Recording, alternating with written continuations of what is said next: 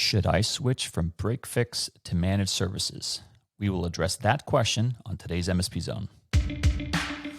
You're entering the MSP Zone, a podcast for the managed services community, covering news, analysis, and interviews from around the globe. Elevate your MSP game by staying in the MSP Zone.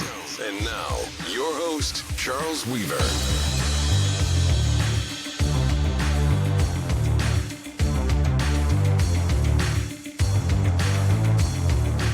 We get to talk about or address a question from one of our members. And the topic or the question is, should I switch from doing my break fix work and should I become an MSP? It's a pretty logical question. It's a common question. And yet it's a really difficult question to answer because there are a wide variety of things that you would need to consider to factor into your equation as you weigh break fix managed services. And you may think, well, of course, yes, the MSP Alliance, what their answer is, and they're always going to say become an MSP, right? Join up. No, absolutely not. There are a lot of considerations you should weigh in deciding whether to become a managed service provider. There are many things that you need to know if you are especially transitioning from break fix or another business model into managed services, particularly break fix or reactive. I use those two interchangeably because there's a lot of things that you need to change, right? And there are some misconceptions that I think are still, persistent out there in the market where people don't understand what it really means to become an MSP. And so we'll try to go through each of those and lay out some guidance for those of you who are, in addition to this person who emailed in, and give you some guidance on how to make that decision as best as you can with all of the facts that will be helpful for you in that decision-making process. So again, this is an email we get, and we get a lot of these general questions. Hey, I'm a startup. I'm an MSP startup, or I'm transitioning from break fix, kind of reactive IT. They almost always say break fix. They don't ever say reactive, but I say reactive. When I hear break fix, it's reactive. There's no other way. You can't be proactive in break fix. Those are mutually incompatible terms in my way of thinking. So a break fix technician, and again, I'm making some assumptions here because I don't know if this is a person, an individual, a small team, an owner of a large group. But honestly, my response would apply to all of those in much the same way. There may be some variations, obviously, depending on the size and the resources available to you. But I'm going to talk about generally just the business model and the conceptual or the ideological reasons why you might want to change and whether you should change to an MSP. The first question I would ask this person and anybody is, why do you want to do it? What is your motivation to become an MSP? More specifically, why isn't break fix working for you? All right, so here's something that I would draw your attention to. There are a lot of people out there who are impacted by the considerable marketing messaging machine that exists, and it's a machine, believe me. I don't think MSP Alliance is in that. Maybe we are. Maybe we're a part of that ecosystem. But I mean, there are. I'm talking about software, hardware vendors, right, who want to encourage the adoption of managed service providers. And again, I'm not opposed to that in general as a concept. I think we need more MSPs, but we need the right MSPs. And so back to the question: why do you want to be an MSP? If you are responding to the marketing pressure of you should be an MSP, you should become an MSP, you should buy my technology and you will be an MSP. If you're responding to that, that's probably not the right motivation for you. right? I'm just going to say it. It's probably something that you need to go back to your metaphorical drawing board and figure out what is the real motivation. Is your motivation really to do with a client request?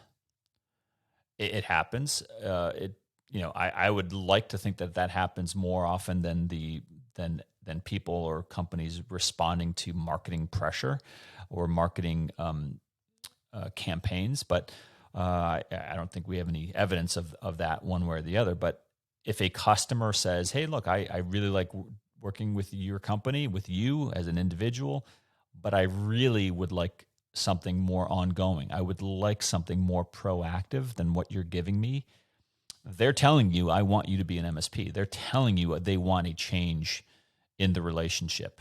And even 20 years plus into this profession, that still happens because there's a lot of reactive break fix people and companies still out there lingering around the world who have really good relationships with their customers, and yet those customers are feeling the need to evolve. And it happens more than you may realize, where the customer actually pushes or encourages the break fix technician or company to make a change and to modify their service delivery behavior to look and feel something more like a managed services relationship. And they may not actually say it managed services, right? So that's to add even more confusion. But what they're most likely saying is they're saying, "Look, I want to transact with you differently. I want to have more proactive IT service from you. I want to spend money more predictably with you rather than having these spikes up and down," right? Especially coming out of a pandemic, you can better believe that there are companies that, for their IT spend specifically, they would like to avoid what they probably, many of them who had break fix relationships early on in the pandemic, in those early weeks and months, think of the incredible spike in IT costs that they had to go through, in addition to maybe seeing some of their revenues, drop or go away completely. That perhaps was one of the greatest in near history examples of why managed services and why MSPs are so valuable, is because they did provide for those customers predictability of IT spend, predictability of the type of service that they were going to receive. You can understand why that's so appealing to a customer. Back to the motivation: is it a customer request? If so, I think that's a good reason. That's a better reason than responding to an email that says, "Hey, isn't it time that you became an MSP?" Right? That's not compelling enough for me, in my opinion. So understand your motivation. Why are you doing it? Is it a financial reason? Like, are you just sick of chasing revenue? I can understand that from a business standpoint. Even if you have no customers asking you for this, if you are tired of chasing revenue, break fix revenue, project revenue, and it's just a never-ending battle, and you would, you read these stories of MSPs who have predictability of their revenue, and they can forecast because they have contracts and they can count the money that's coming in before it's even come in. Those are very real motivators as a business owner for becoming an MSP and getting away from break fix.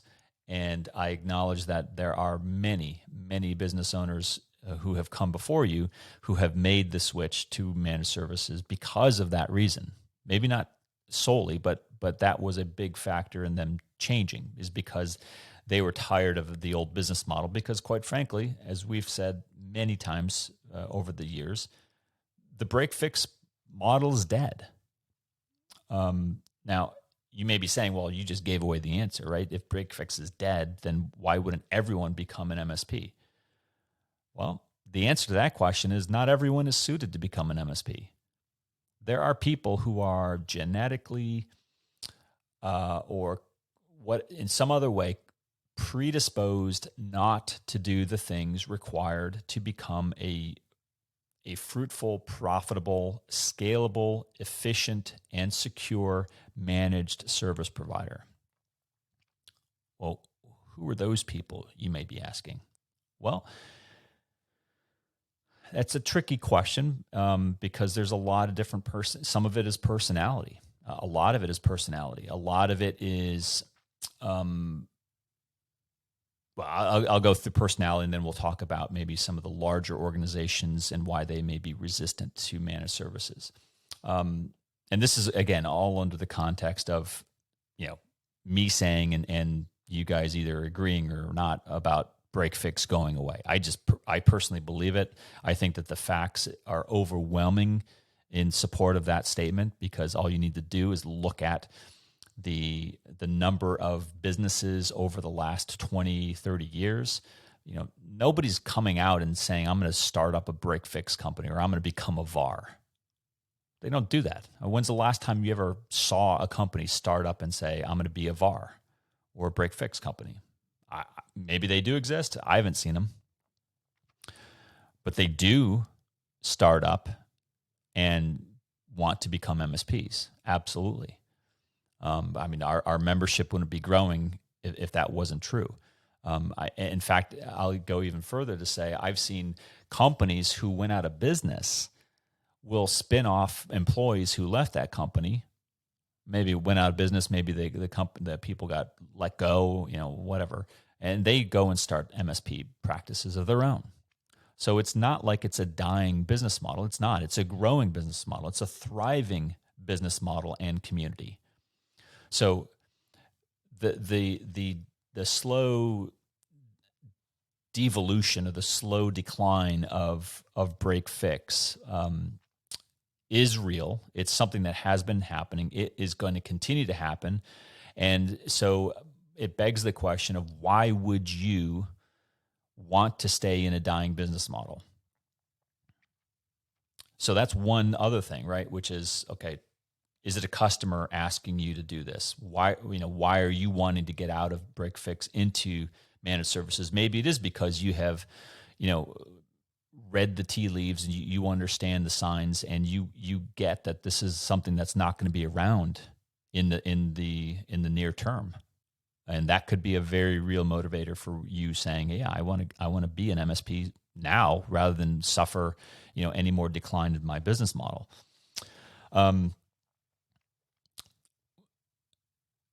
What's the requirement of you in becoming an MSP? Well, and this gets back to what I just teased earlier about some people not being predisposed to becoming an MSP. From an individual standpoint and from a technical standpoint, there's a psychological complex amongst some technicians where they want to be the hero. They want to be the person that has all of the domain knowledge, technical domain knowledge, and they want to be the problem solver. And I say that not to offend a lot of people out there who are technical, because a lot of my friends are very technical and they like solving problems, and that's not in and of itself bad. The problem, what makes that individual difficult in a managed services environment, is when they refuse to teach others what they know and to do the one critical thing that is necessary to become a successful MSP, which is to reach scalability. The hero complex, where a person is, I must do this thing because I am the only person capable of doing it, and I want to make sure that it is done right, concept is antithetical to becoming a good, scalable MSP. You cannot have people in your service organization who have that mentality of wanting to hold on to everything, to maintain control, tight control in some cases, to process, to manually intervening in a process in order to, and then pick your excuse, right? Their reason for doing that is going to be plentiful. right? I had to do it because it was going to be done poorly. I had to do it because this customer is very important to the company, and I need to make sure that they are taken care of. And on and on and on. I'm sure these things are not unique.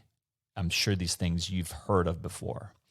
But those mentalities, especially if you are a technician and you're saying, "Wow, you're describing me. That's me."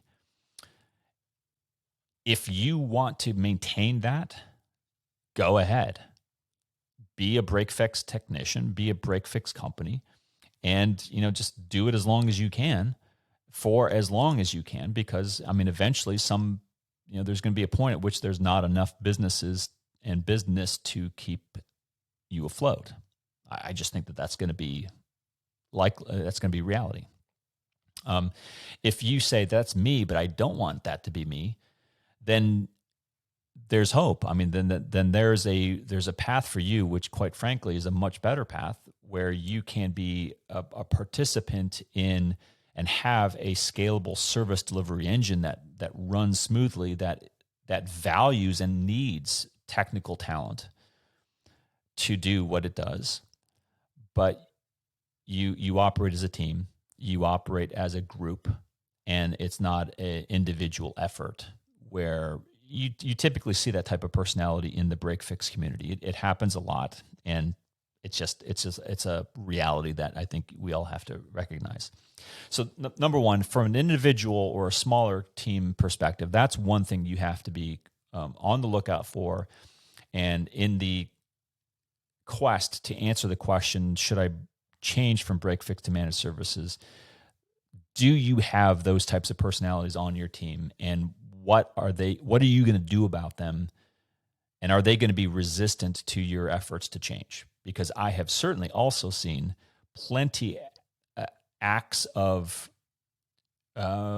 mostly unintentional, but some intentional sabotage of the company's efforts to change into an MSP.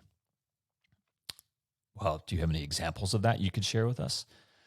Yeah, I'm not going to name names, but I have seen, again, attempts to achieve scalability, attempts to document process, that is, attempts to have external review of the team's service delivery, efficiency, are resisted by those types of individuals who just do not want to participate in that type of team service delivery effort. And they will just actively not participate. They will resist it. They will push back. They will come up with every excuse why they're not going to do it. And what you end up with is the best analogy is an engine with a little pebble bouncing, or a ball bearing bouncing around inside an engine, doing great damage to the engine and its power and its efficiency. That's what a break fix mentality will do to that transition process, and it's very real. I've seen it happen, and it's a common thing. For the larger organizations, asking yourself the question: should I switch from break fix to managed services? The answer is no less difficult, but the stakes are even greater. What do I mean by that? Well, typically, especially if it's a value-added reseller or any significant size entity with a lot of revenue at stake, and maybe generally it comes along with a pretty good stable of salespeople who are producing a lot of revenue and probably earning a good amount of money from commission, especially if they're selling projects or they're selling high value items like servers or security devices, hardware storage devices, big ticket items. Those efforts to transition to managed services can be very difficult in those organizations because the management may be aware of the risk associated with disrupting all of that existing revenue, that transactional business that they do.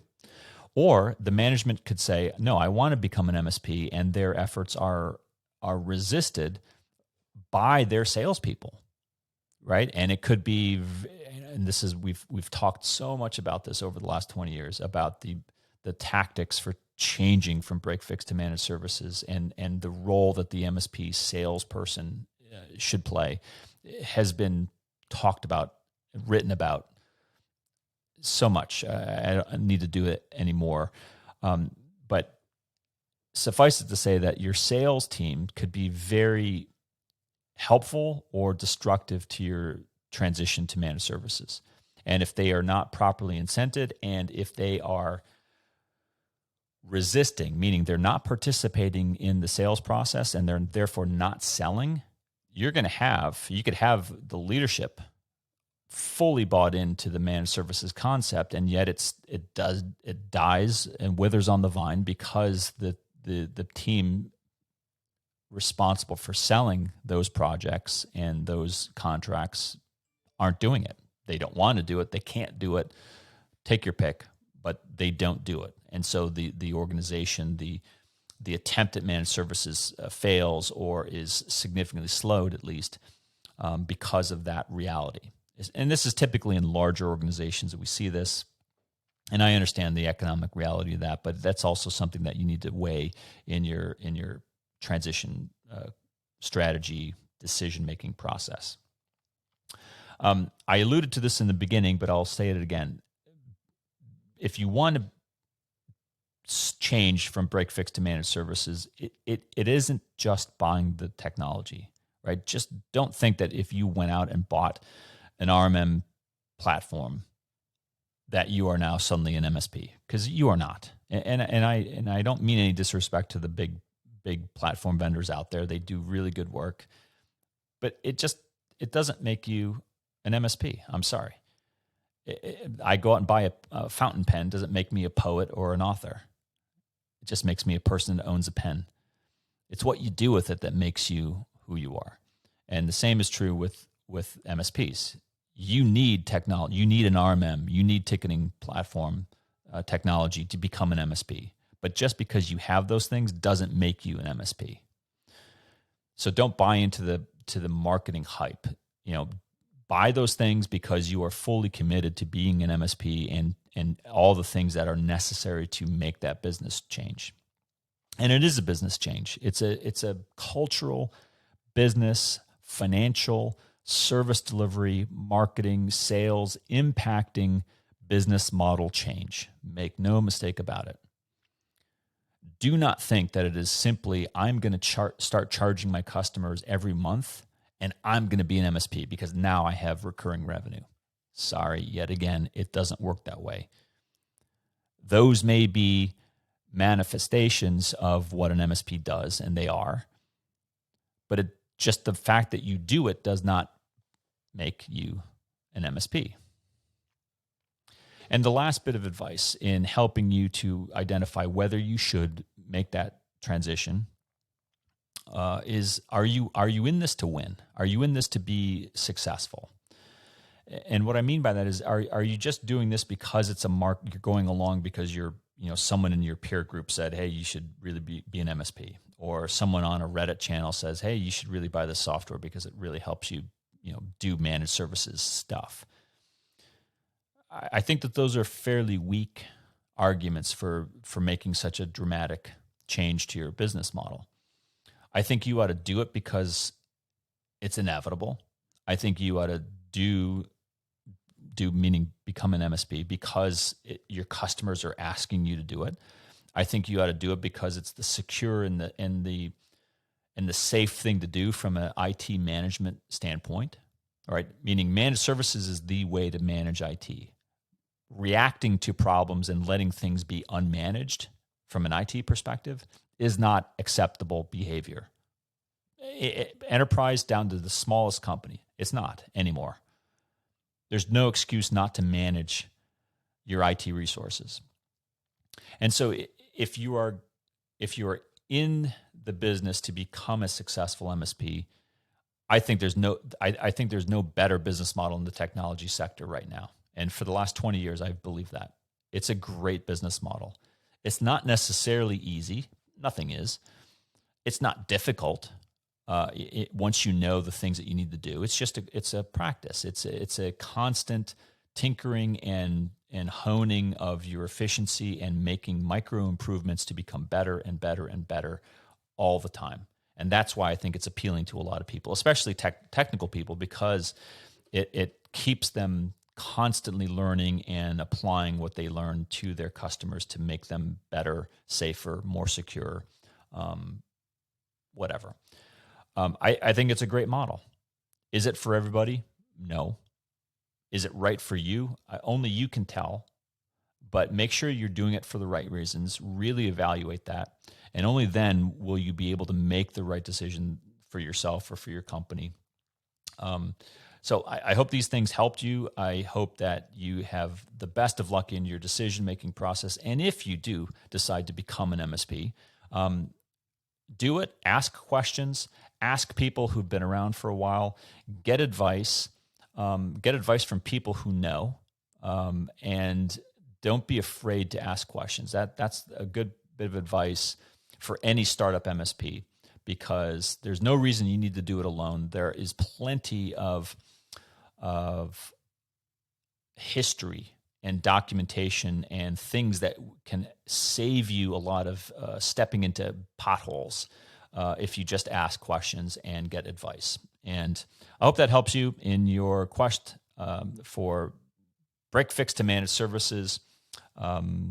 And best of luck to all of you who are on that path, because it can be difficult, and I appreciate you guys, needing some help, and I hope this was of some help to you all. Until next time, Charles Weaver for the MSP Zone. Thanks for listening. If you enjoyed today's episode, please give us a like. Make sure you are subscribed to the podcast so you will get notified when future episodes are released. We will see you next time in the MSP Zone.